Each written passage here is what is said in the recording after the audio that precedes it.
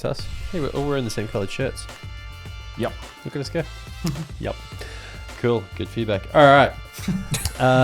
Well, it looks a bit more new on me, but I know you guys. I got mine just out of the box then because that logo looks shit. This one's terrible. That looks the worst. Hopefully no one can see that on the Ultra HD, but otherwise I just go grab one out of the box, I guess, if I need to. Nah. It's fine. Okay, cool. Just put the mic in front of it. No, okay, fine. All right. Should we kick off? Yeah. All right.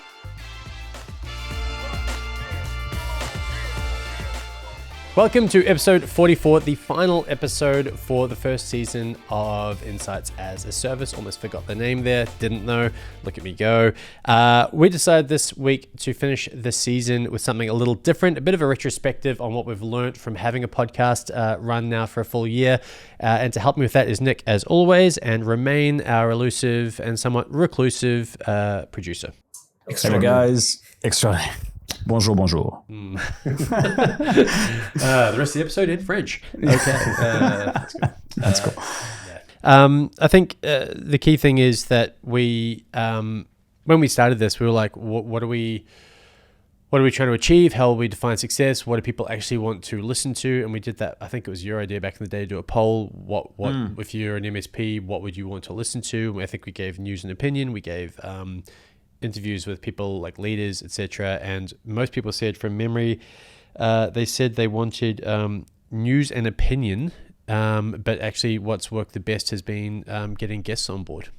And it's important to do research, I suppose, right? In general. In general. Yep. We're a data-driven company. But then you gotta be flexible and agile and see what your audience is looking for. And I think we also had very good quality guests coming on the podcast as well, so which helps that the audience was I think reacting well to the guests. Yeah, but I think the key is you're not going to find your voice straight away. I think that's a key learning. Like when we started, it was basically just me reading a script because we thought people wanted to listen to news and opinion. So I was like, here is some news from the last week, and I will read it like a news presenter. A lot of research on that. A lot of research. Holy crap, that didn't scale.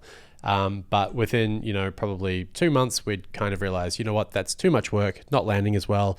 The great thing was getting feedback from people. People were messaging in and going, hey, I reckon you need a second person, intro Nick, bit more sort of bouncing backwards and forwards, less robot would be good, I think was the other feedback I got. I think that still took a while afterwards, but we got there. We got there eventually.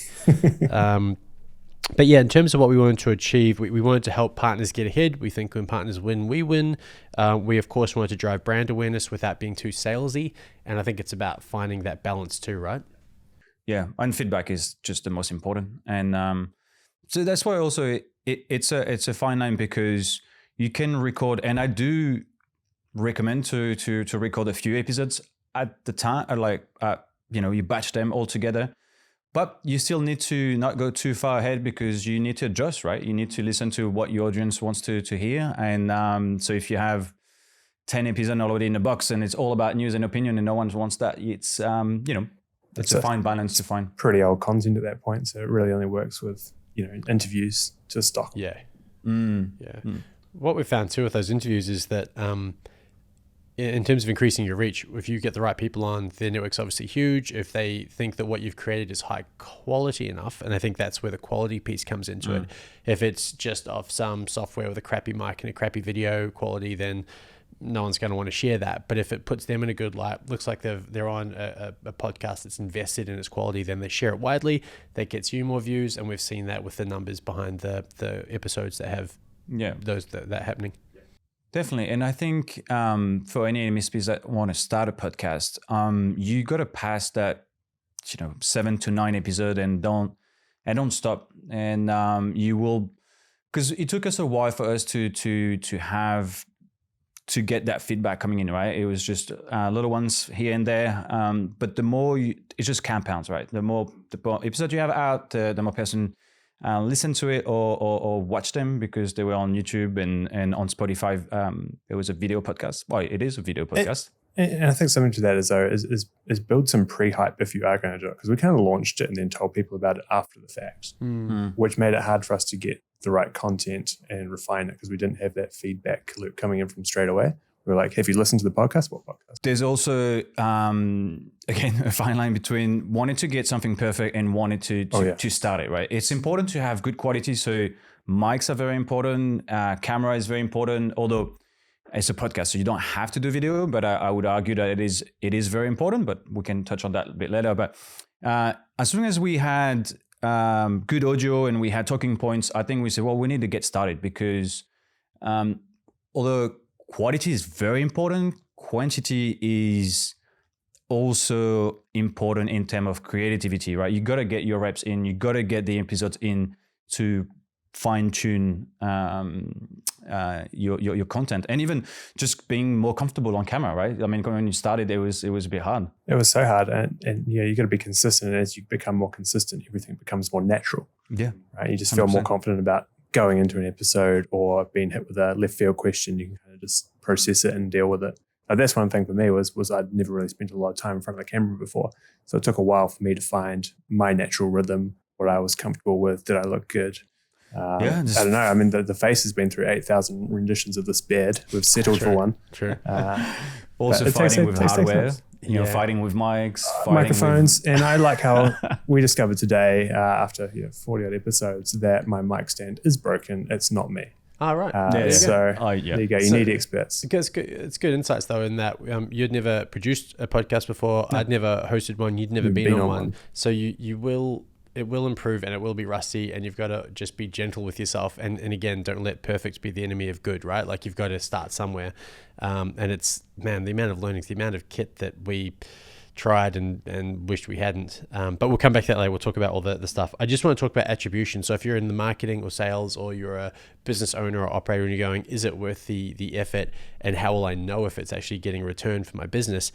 That's still bloody hard, because certainly, we've had the same conversations internally. And I think the two things we've found is, one's pretty subjective, but it's, I've been at a conference where I was introduced to someone who I'd never met before, and they said, oh, you do the podcast. And I was like, oh, that's cool. You're in my target market, and that's great.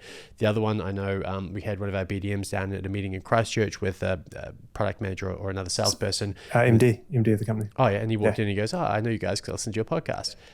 Even our competitors, I had a meeting with one down in Christchurch recently, and he said, I just came from a meeting with our CEO. He said to tell you he listens to the podcast. It's like, there you go. So there's a lot of and people messaging on LinkedIn saying, hey, I loved episode 30, whatever. And the point around this was really good. So the people that we want to listen look to be listening. So that's not a perfect measurement, but it's pretty good.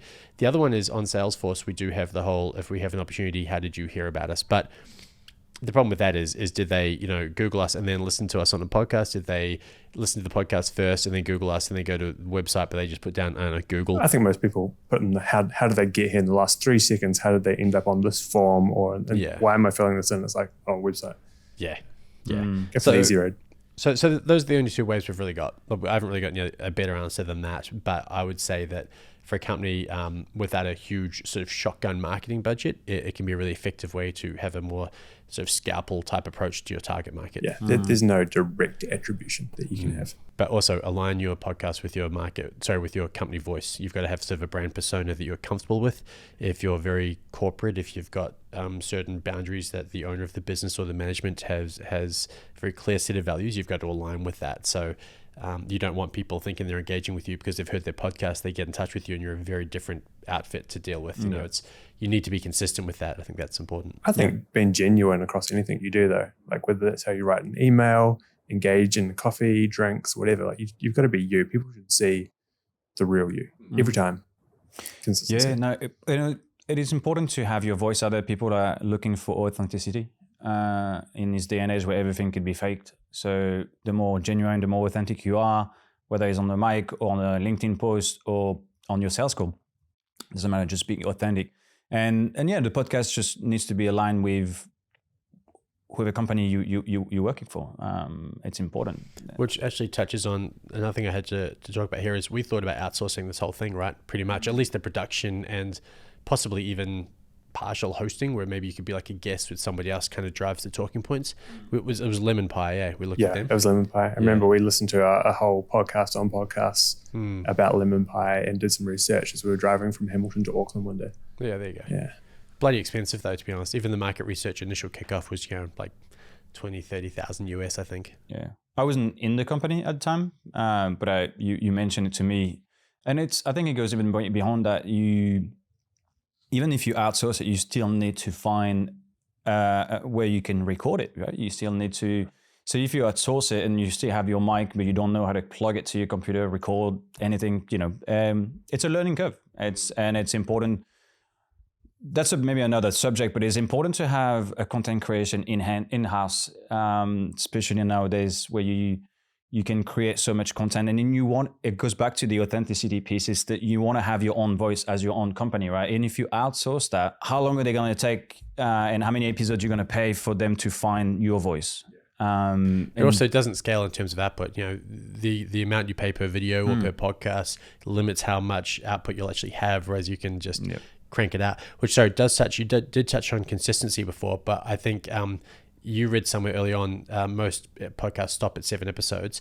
The other thing is people are creatures of habit. Like they will, if they think you've got something coming out on the Monday, they will expect it to be out on the Monday. They'll work it into their routine, especially the kind of professional decision makers we're looking to engage with. They're Monday bagel run, 7 a.m. coffee. Yep. In the queue, got the earpods on. So you have to stick to it, and actually for us, we're moving to a fortnightly cycle, because we've just decided that the effort is absolutely worth it, but not when we're having to do a weekly episode. There's too many other things we can't do because of that, and there needs to be more balance there. So it'll be a fortnightly cycle, but it'll still be every second Monday.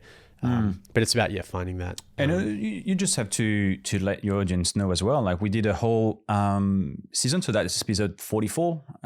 It was great to move it to weekly, and I think it was important to start like this. We learn a lot, and we provide a lot of good value. But having it weekly also allows you to repurpose a lot of the content, especially when it's video, right? You can chop it up and then do a lot of LinkedIn posts, or even a blog post if you want to have a transcript of your podcast. You could have audio snippets. You could be a lot of different channels just with one podcast recorded. Well, you can refine faster as well. Like if there's something that you like, I really hated the way I did that in last week's podcast, I'm not going to do it again. Or, I wish I said that last week, I can still say it next week. It's still timely and relevant to the market. You can't get that with fortnightly. But again, to build that momentum, when we're starting off, I felt, the decision to go weekly was right. I think it was, I actually put my hand up and I said, I think we should do it fortnightly, because again, I think that quantity is important when you want to get your reps weekly. We were doing it fortnightly, and you put your hand up and said, I want to do it weekly. I want to do it weekly. Okay, buddy, your call. Yes, which was more work on my end and more work for you guys as well, because you have to prep the podcast, and it's a lot of work to be a host, because you don't want to arrive with no prep, right? You want to know your guests, you want to know the news, you want to. To go back on the weekly, why I say weekly is because I really thought that we wanted to make a statement, and it was important for us to go weekly. But we got so many great snippets out of the guests that we had, like Nigel Moore or others. It was quite an experience that I don't regret it for sure. I think that the other thing with weekly, like it's awesome, but you've got to really own your time. Like if you're trying to mix in holidays, business travel, coordinate between even just multiple countries, the three of us plus any guests, like it gets pretty wild pretty quickly in terms of locking people down. You do film at some non-ideal times where you might be low energy, you've had a pretty long day. There's definitely been some nighttime filmings. It ties to also having your processes in place, right? When we started, I had a rough idea of the procedures that I need, the outreach for guests, but I found it a lot harder than I thought. I don't come from that world that much. I'm more of a media person, right? And so doing cold emails and outreach, and it was something completely new for me. So gladly, Brandon was helping me, but it took me a bit of a practice to be comfortable with that, and then booking guests on a timely manner. Sometimes we had too many guests booked, and then we thought we had like the next 2 years of content, and then sometimes we were like, well, we need to find somebody, because mostly, like you said, the calendars were not easily to manage. So my hot take on that is, if you're going to start a podcast, the most the easiest way to create content is to interview someone, but it's not as easy as it seems. There's a little bit of research as the host. You need to know what you're going to ask them. But way before that, there's the job you do now, which is, hey, would you like to be on the podcast? And if so, let's have a 15-minute meeting to actually make sure we know what the hell we want to talk about. You're comfortable to talk about that, and we actually think you'd be a good fit. And then, okay, in that, you need to have just a template of things you cover off on. For example, here is what you'll be provided with: the raw footage, the snippets. Here's when it'll come out. Here's what we're thinking about talking about. Are you okay with that? Blah, blah, blah. That's probably the time-consuming piece then. Whereas if you're going to turn up and just have you and I talking, oh man, that's so much more, because we've got to actually feel confident enough to speak on topics and have the flow and not run out of stuff to say after 5 minutes. So having guests on is definitely the way to go. Just say, like, if you are doing that checklist as well, it's going like, where are they going to film it from? And do they have good quality audio equipment with them? Because we've sent stuff out to people before just to tick that box. Yeah, big time. And what we did early on is actually buying a second mic for guests, right? I mean, we have our mics for the studio and you have your own mic at home. But we bought a mic for New Zealand and a mic for Australia. Not very expensive mic, USB mics from Rode. That's the brand. But just makes a huge difference. Yeah, right? It makes a huge difference. And, quality matters. You have to make it easy to listen. Yeah. Like, you're a real Nazi on that. Like, if there's echo, if there's just... Can you say that? He's French. I'm sure it's fine. But differently. But. But no, you have to make sure that there's no echo, that it's not, cutting in and out. It just has to be clear and pleasurable to listen to.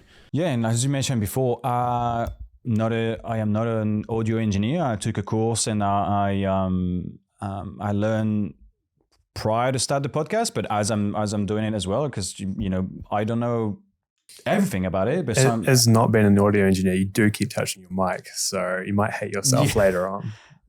That's true.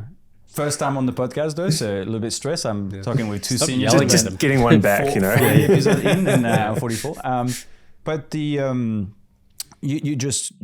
I have the attitude of I'll figure it out, right? And sometimes it takes me longer, and that's also was a bit stressful at the beginning on the weekly, because sometimes you spend hours finding why this audio is not the way I want, and but that's okay. Should we also talk about video and the fact it lands?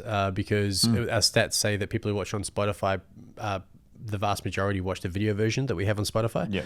And YouTube has been our fastest growing platform by far. We didn't launch that until halfway through the season, and the numbers on that are way bigger than all the others now. Yeah, no, for sure. I think in this day and age, video is a great way to communicate.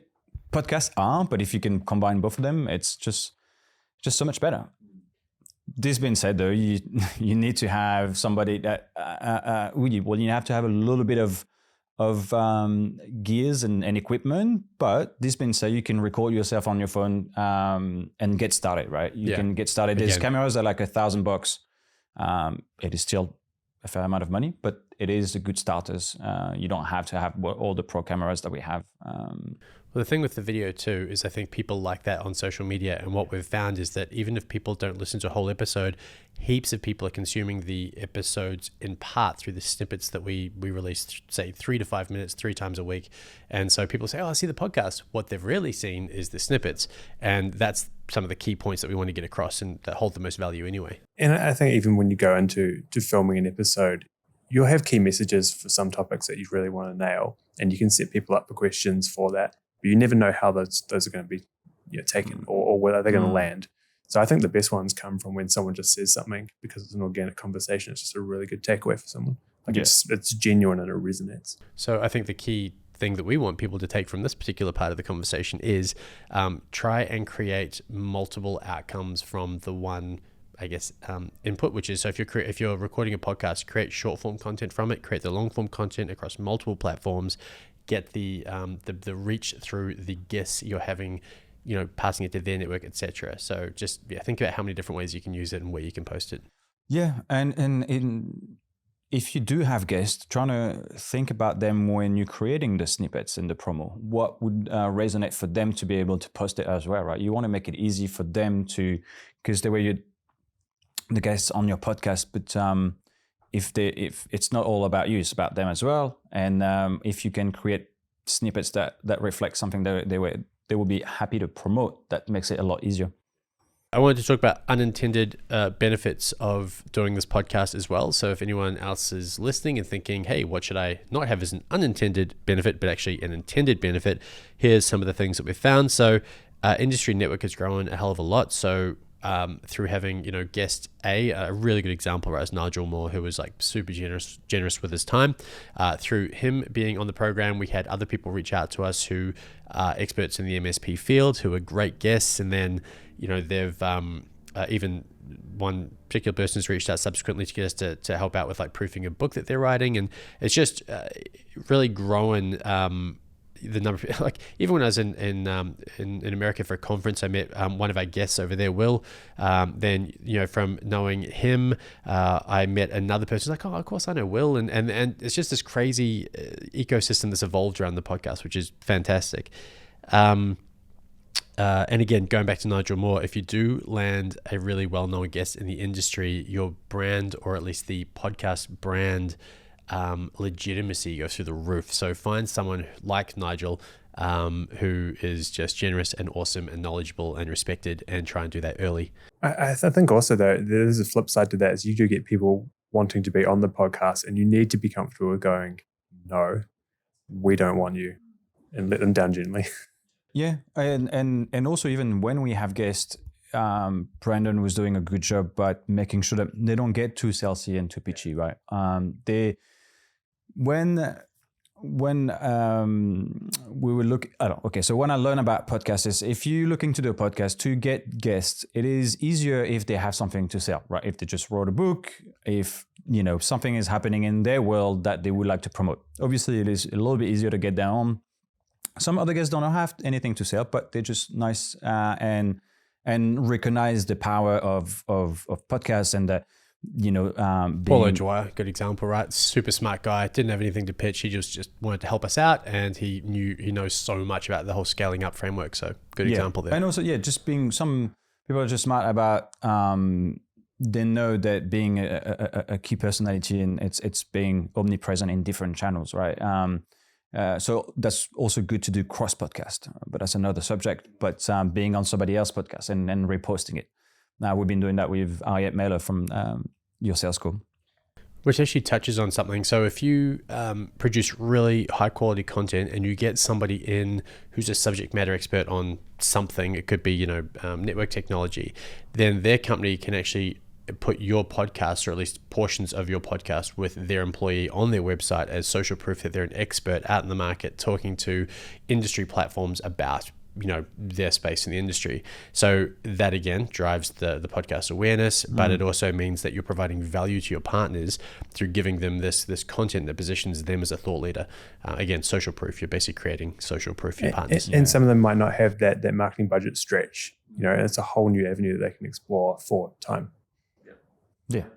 Not everybody have the expertise or the time to be doing it, even though we are doing that podcast for them to not be too scared about it, right?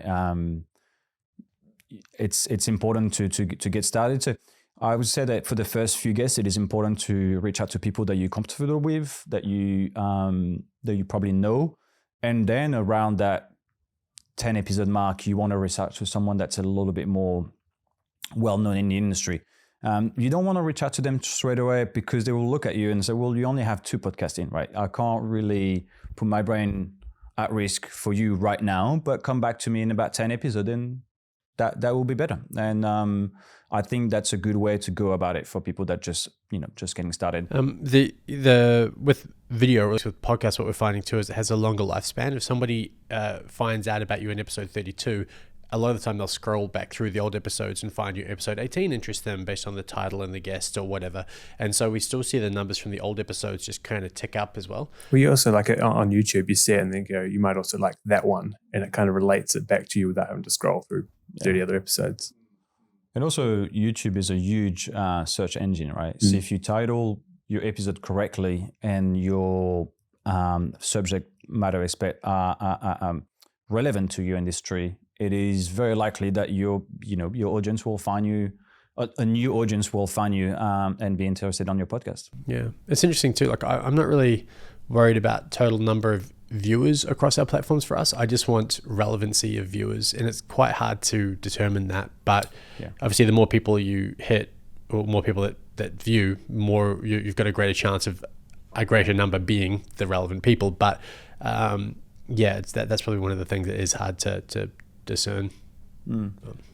Yeah, I wrote here that we do receive, and you will, if you're starting a podcast, a number of requests from guests potential guests who want to be on your show, but you need to do your research. I certainly get a lot of those emails now because I've got an email that's related to the show. You need to get a feel for who they are, what they've appeared on, ideally Google them, listen to the things they've been on. Do you think that would rep your podcast brand or your company brand well? If not, you like you said, Nick, you've got to be prepared to go, nah, no thank you. But also it can be great. So, be open-minded, take a look. Yeah, but and it goes back to the discovery call, right?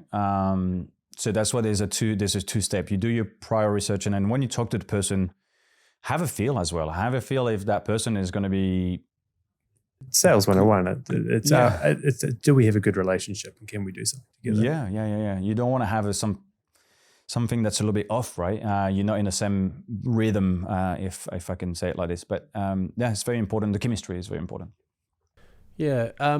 You had a note that I saw, Nick, here talking about the dynamics between each kind of the behind the scene. Like, I guess it comes back to being authentic. Being authentic. So a lot of partners, I mean, you've worked with some of our partners and our accounts over the years, and then I've taken them over, and then now other people have. And people often wonder, how do Brendan and I work together? We have good laughs and things like that. And it's really the first time that people have seen that behind the scenes of how company culture interacts, right? And I think it's another snippet into the window of your company. We're a very open and transparent company. Yeah. But again, people still don't see how those interactions shake out sometimes, and just that level of relationship that you have with people. So I think it was quite a cool piece of feedback I had. Yeah, and then they get to know you as well, like to get to know more of the people in the industry, in the company, and because again, if the podcast is very close to the voice of the company, then it's great. It's a great way for the prospect or even the partners to get to know you more, basically. Oh yeah, definitely. I think in the tech industry is renowned for it is you never know who you're actually dealing with. So people are just anonymous and behind the scenes, and particularly in leadership roles, there's very few telco execs where you'll find talking on a podcast or even having other staff members on a podcast and things like that. So it helps, introduce you to who you're dealing with, who you're working with, what other people like within this company when they're not just sending out an email or coming to see me with my sales hat on. I think I would say that it's important to have executive leading the way, right? So because Lightwire encourages to be free to post or do another podcast or have their own voice, and like you said, we're pretty transparent company. If the leaders were not doing that themselves, then it's a little bit off, right? The fact that executive putting themselves out there, posting on LinkedIn and doing podcasts, and you put yourself out there, you're a bit vulnerable, right? So that's a great way to lead and show to the employees that you're allowed to do that. You can do that, and there's no problem doing it. I think I've always had that stress as well. It's like, what if I say something and it really comes back to bite me in the butt? Yeah. And I'm here to edit it. Yeah, that's true. I mean, edit it, but again, it might sound fine in context at the time, and you put it up. Yeah. And then next thing you know, there might be some headline news, and next week you're like, oh God, that totally contradicts me or non-ideal. But also, it doesn't protect you from that, but also don't do it live. Definitely always. It's another level. One of the reasons also we didn't do it live, it's the amount of equipment, but also the guest as well. Yeah. Not every guest we're happy to be on camera. We're teaching them how important it is for them as well. And we didn't have any guests coming back to us with any requests, so we've been quite fortunate with that. But having the guest, you want a guest to be comfortable, right? Again, it goes back to that chemistry. And if we do it live, we didn't have that many guests the feedback that we got from the guests, they were not. Yeah, they really wanted the chance to maybe review it before it goes out and stuff like that, which is fair. It's stressful as well. It's not, because usually guests don't have 30 podcasts in appearance somewhere else, right? It's usually the first or second or third maybe. So doing it live requires a little bit of practice. I think we could do it. This could be live. We need an automatic bleeper, I think. You've got especially for me. definitely I've dropped got a some knack bombs. of just dropping them. Yeah. That's probably. We've covered off on pretty much most of the sales, marketing, sort of particularly the marketing, I guess, and sort of the high level research and production.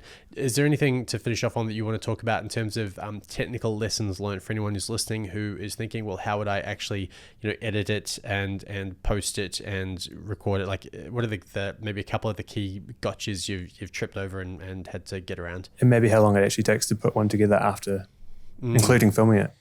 Yeah, I don't want to scare anybody, but it takes practice, but to the level that we do it, right? Because we produce snippets for our promotion every week. I do some for the guests.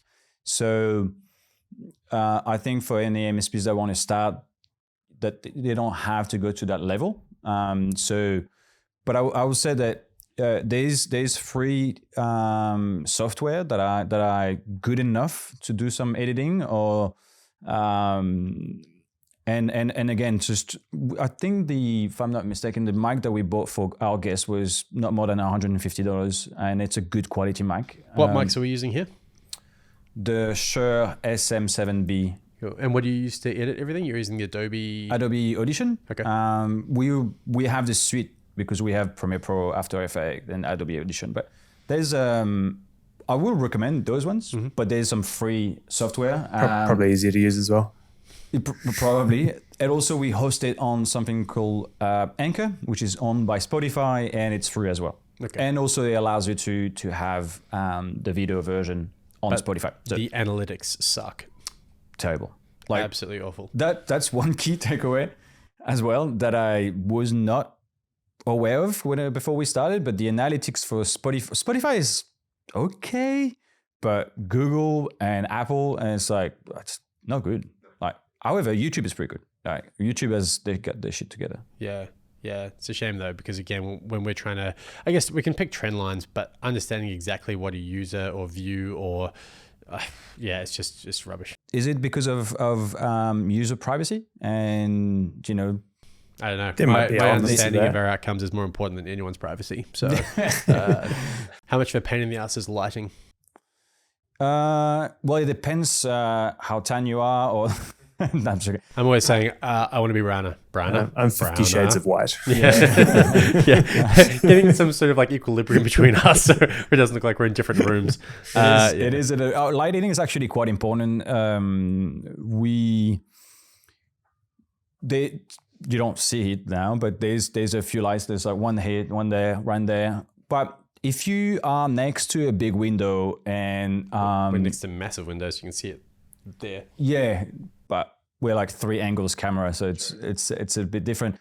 But you don't have to go to that level of complexity. But remember, a good audio and a good lighting is what's key for having something pleasant to listen or watch. But then what's key is your content, right? The way you deliver it, what you're saying, it needs to be relevant to your industry, and then the rest should be fine. Okay. Well, that's a good way to end it. All right. Well, let's end season 1 there. But if you've been on the show, a big thank you. If you've watched it, also very much thank you. Appreciate all the feedback. We appreciate the effort that everyone's put in across the board to make this a thing. And we'll be back in early January 2023. Maybe not early January. We'll be back in January 2023 with season 2, which will be a guest joining us every second week. And we'll keep releasing these on a Monday. Yeah. So enjoy. Chris, I think you're gone. Enjoy Christmas, guys, and we'll see you in January. Thanks again. Have a good Christmas. Bye.